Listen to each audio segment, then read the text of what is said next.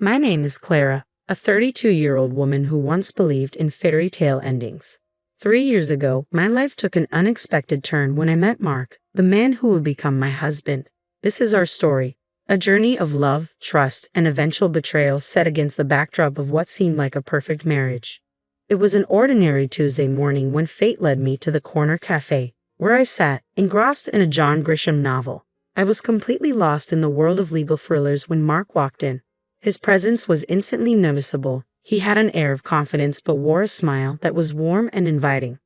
"Is that Grisham's latest?" he asked, nodding toward my book. His voice was friendly, tinged with genuine curiosity. "Yeah, just started it. He's always a good read," I replied, pleasantly surprised by how easy it felt to talk to him. Our conversation flowed effortlessly, starting with our favorite authors and expanding to a deeper discussion. Mark had a way of making me laugh. His humor was both witty and endearing.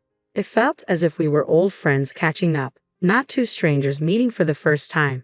In the weeks that followed, Mark and I grew closer. Our shared love for old jazz and exploring hidden bookstores around the city cemented our bond. He was charming, respectful, and attentive. Each date left me more enchanted, and I found myself eagerly anticipating our next encounter.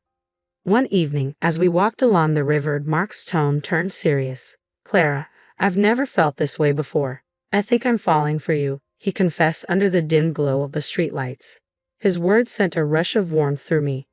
"I feel the same, Mark. You're unlike anyone I've ever met," I admitted, my heart racing with a mix of excitement and fear.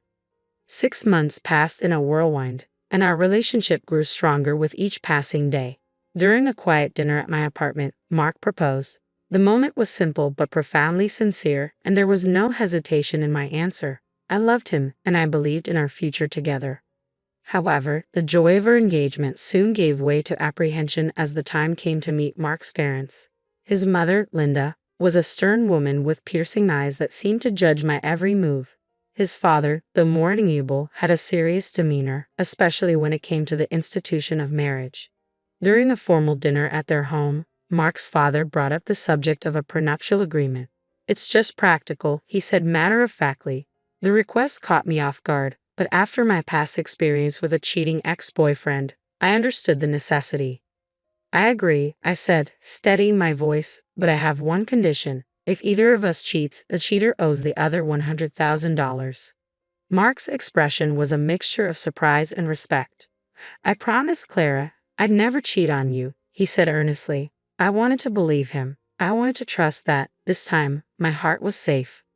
Our wedding was a beautiful affair, filled with laughter, dancing, and promises of forever.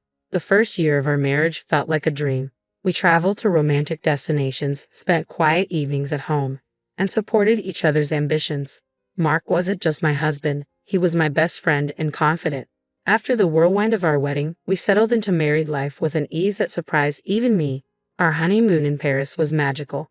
Strolling along the Seine, we were two lovebirds lost in a city made for romance. "Can you believe we're here?"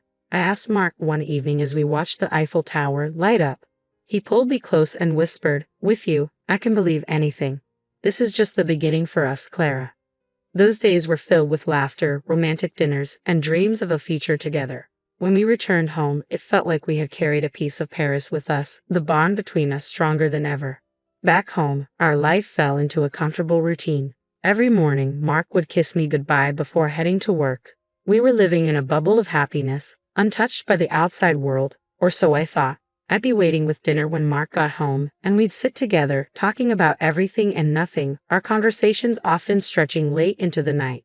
One evening, as we washed dishes side by side, Mark glanced over at me and said, "You know, I never thought I'd be this happy doing something as mundane as washing dishes."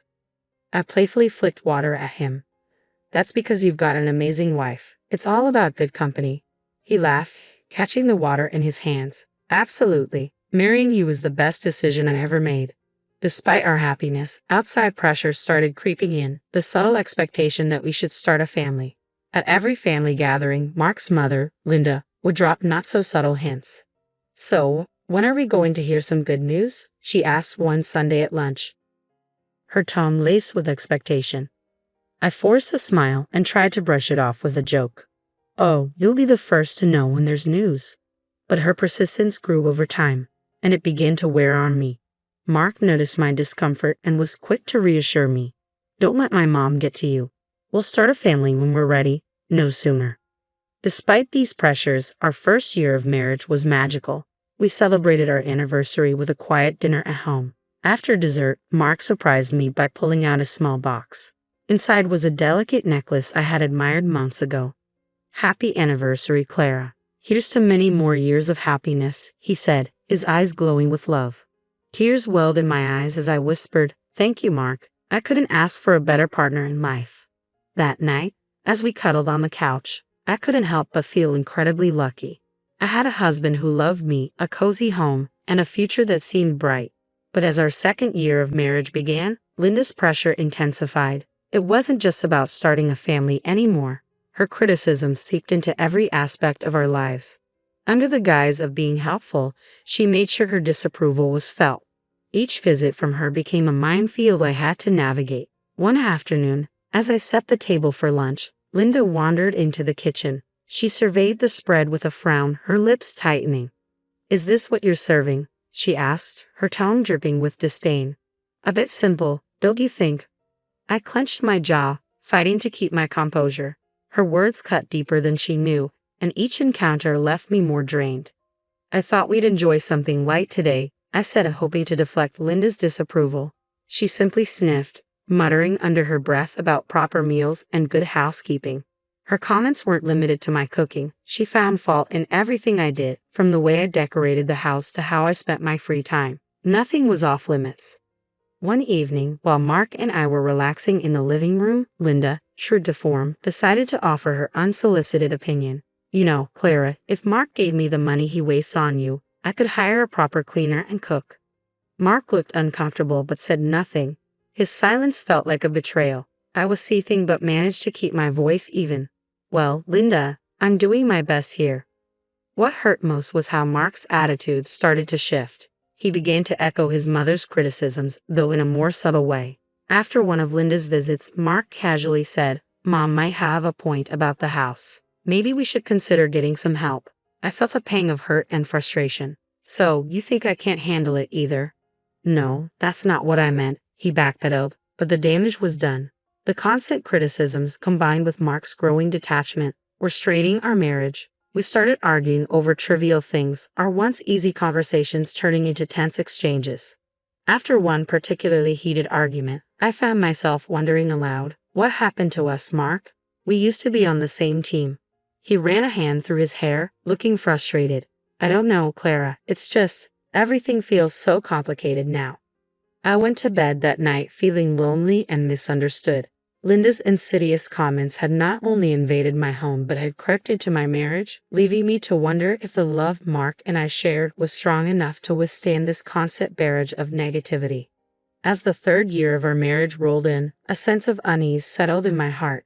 The once bright flame of our love seemed to flicker under the shadow of doubt and mistrust. It began with a phone call, or rather, several of them. A name kept popping up on Mark's phone, Jake. I couldn't help but notice how Mark's demeanor changed whenever that name flashed on the screen. One evening, while we were watching TV, his phone rang again. Jake appeared on the screen. Mark quickly silenced it and put the phone away, but not before I caught the nervous glance he threw my way. "Who's Jake?" I asked, trying to sound casual, though my heart was pounding. "Oh, just a new guy at work. No one important," Mark replied, but his voice was too nonchalant, his answer too rehearsed. Mark's behavior began to change. He started coming home late from work with flimsy, inconsistent excuses. His wardrobe underwent a transformation too, from casual attire to sharply tailored suits. Working late again, I questioned one night as he prepared to leave, noticing his dressed-up appearance. "Yeah, a big project," he said without meeting my eyes. "Don't wait up." My frustration finally boiled over one evening as he was about to head out for yet another late night at work. "Mark, what's really going on?" I demanded, my voice shaking with a mix of anger and fear. I confronted him, my voice trembling with a mixture of anger and fear. "This isn't like you, Mark." "What's really going on?" Mark sighed, his expression a tense mix of guilt and frustration. "I told you it's just work. Why can't you trust me?" Because you're hiding something, I shot back, tears welling in my eyes. You're never here, and when you are, it's like you're a million miles away. He didn't respond. Instead, he grabbed his coat and walked out, leaving me standing there in stunned silence, feeling more alone than ever. That night, as I lay in our empty bed, I knew I couldn't live like this, trapped in doubt and suspicion. I needed the truth, whatever it might be. The next morning, with a heavy heart, I made the call to a private detective. It felt like a betrayal, but the constant worry and uncertainty were tearing me apart. I had to know the truth, no matter what it revealed about the man I thought I knew. The days that followed were a blur of anxiety and anticipation. I clung to normalcy by a thread, pretending everything was fine while my world crumbled beneath the surface.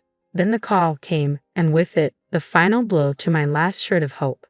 "Mrs. Johnson, we have conclusive evidence," the detective said solemnly. His voice was heavy, matching the weight of the truth he was delivering. "I'm afraid your suspicions were correct." My heart sank as he explained that Mark had been having an affair. The Jake I had seen on Mark's phone was not a man, it was a woman. The detective provided detailed records of their meetings, complete with timestamps and photos. The evidence was undeniable, irrefutable. I sat frozen, clutching the phone, a storm of emotions raging inside me. Devastation, anger, and strangely, a sense of vindication. My worst fears weren't just fears anymore. They were cold, hard facts. Despite the pain, I didn't confront Mark right away. I needed more than just proof of his betrayal. I needed to understand the full extent of his deceit, how deep it ran, and whether there was anything left to salvage in our marriage. One evening, as I passed by his home office, I paused in the doorway, listening quietly. I overheard a conversation that sent a chill down my spine. Mark was on the phone with his mother, Linda. "Mom, I'm planning to end it with Clara after your birthday," Mark said, his voice cold and devoid of any affection. It was as if the love he once had for me had evaporated entirely. "Oh, that's wise, dear. But make sure she gets me a nice 65th birthday present before you drop the bomb," Linda replied, her tone dripping with callousness that took my breath away. I leaned against the wall, feeling sick to my stomach. Not only was my husband unfaithful, but he and his mother were plotting against me, planning to use me for one last expensive gift before discarding me like an afterthought. A wave of nausea and anger coursed through me, but I steeled myself. Instead of breaking down, I decided to fight back. From that moment, I played along, pretending as if nothing had changed. All the while, I was gathering more evidence of Mark's infidelity. The private detective delivered everything I needed: photos, videos, even audio recordings. With each piece of damning evidence, I felt my resolve strengthen. I wasn't going to be blindsided. I was preparing for the moment when I would strike back. Each night, as I lay next to the man who had betrayed me, I crafted a plan. I would wait until after Linda's birthday. Let them think they had the upper hand, that I was none the wiser. I would give them the illusion of victory, and when they least expected it, I would reveal everything and turn the tables. As Linda's 65th birthday approached, I put on a perfect mask of ignorance. On the outside, everything seemed normal, but inside, I was seething, a cauldron of anger, betrayal, and determination. A few days before her birthday, during a family dinner, Linda brought up her celebration with a smug grin. "So, Clara, I'm expecting a grand 65th birthday. You must have planned something special for me," she said with a sickly sweet smile, clearly relishing in the anticipation of a lavish gift. I kept my emotions in check, smiling back as if nothing was amiss. Inside, I was already savoring the moment when I would turn their world upside down. I responded to Linda's smug comment with a faint but deliberate smile. "Of course, Linda. I've arranged a dinner at the city's most luxurious restaurant. It'll be a night to remember." Her eyes gleamed with excitement, completely unaware of the trap I was setting. "Oh, how wonderful. I can't wait. Just a small family gathering, right?" she asked, her voice dripping with self-importance. "Yes, very intimate and exclusive.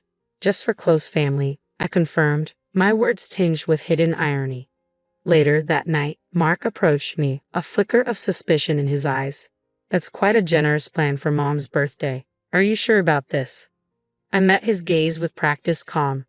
"Absolutely. It's a significant birthday. I want to do something special for her."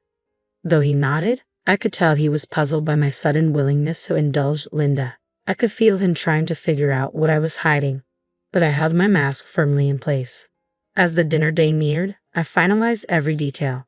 I confirmed the booking under Linda's name, rechecked the guest list, and ensured every aspect of the evening radiated grandeur.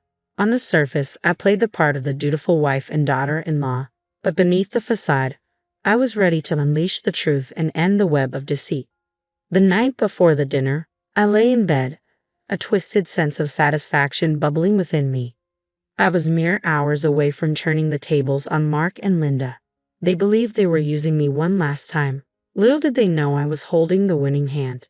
When the evening arrived, the restaurant gleamed with luxury. Linda basked in the opulence, grinning from ear to ear. I smiled graciously, masking my inner turmoil. Mark, meanwhile, wore an uneasy expression, sensing that something wasn't quite right, but unable to put his finger on it. As the dinner drew to a close, the waiter approached with the bill, $4,500. I reached for my card with a steady hand, swiped it, and looked around the table. Linda's smug smile widened, and Mark glanced at me, still puzzled. "Thank you for such a wonderful evening, Clara," Linda cooed, her voice thick with insincerity. Then Mark leaned in, his voice carrying a hint of mockery. "By the way, Clara, I want a divorce." The words hit me like a slap, but I refused to let them see my pain. Linda seized the moment, her tone sharp and cruel. "Well then, I suppose you should leave. This is a family gathering, after all." I stood calmly, keeping my dignity intact.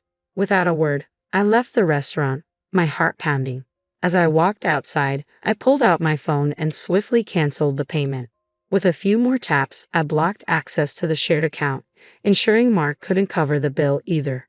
Back at home, I packed my belongings, the finality of my decision settling in. I was done playing their game. As I zipped my suitcase, my phone buzzed with frantic calls. I answered one, and Linda's voice, shrill with panic, echoed through the line. "The payment didn't go through. The restaurant called the police." "What have you done?" Her rage-filled words crashed over me, but I remained silent, savoring the poetic justice. This was their doing, their betrayal, their manipulation, coming back to haunt them. After hanging up, I looked around the empty house. Once filled with dreams and love, it was now just a hollow shell. I took a deep breath, stepped out the door, and didn't look back. The calls continued, desperate pleas for help, but I no longer felt obliged to answer. I had made my move, exposed their deceit, and now it was time to rebuild my life away from the lies that had suffocated me for so long. The next morning, I spent a restless night at a friend's house, but with the dawn came clarity and determination. It was time to end this chapter for good. When I arrived back at the house, Mark and Linda were waiting, their faces twisted with anger and confusion. I clutched the divorce papers and evidence of Mark's infidelity, steadying myself for the confrontation. Linda spoke first, her voice laced with scorn. "So, you've come crawling back after embarrassing us like that?" I met her gaze without flinching. "I'm not here to crawl. I'm here for a divorce." Mark, who had announced the divorce just the night before, suddenly tried to backtrack. "Clara, can't we talk about this? It was a mistake." I held up the evidence, cutting him off. "Save it, Mark. Your mistake was ongoing, and it's well documented." Linda scoffed, attempting to regain control. "You think you can just walk away and leave us with nothing? You're nothing without us." I placed the divorce papers on the table, my voice calm but resolute. "Actually, it's you who'll be leaving with nothing. According to the prenup, Mark owes me $100,000 for his infidelity." Mark's face turned ashen, and Linda's eyes widened in disbelief. Their usual bravado vanished, leaving them scrambling for words. "You can try to fight this, but the evidence is clear," I said. "I suggest you pay up and move on." With that, I turned and walked out, the door closing behind me with a finality that felt like freedom. The calls and pleas that followed meant nothing to me. I had closed that chapter of my life for good. In the end, Mark paid what he'd owed, borrowing from his parents to do so. I didn't care where the money came from. It was more than compensation. It was closure. As I sat in my lawyer's office signing the final papers, a sense of peace washed over me. The journey had been painful, full of betrayal and heartache, but I had come out stronger, more resilient. I stepped into the sunlight, a free woman, ready to shape a new future. After all the darkness, I was finally stepping into the light.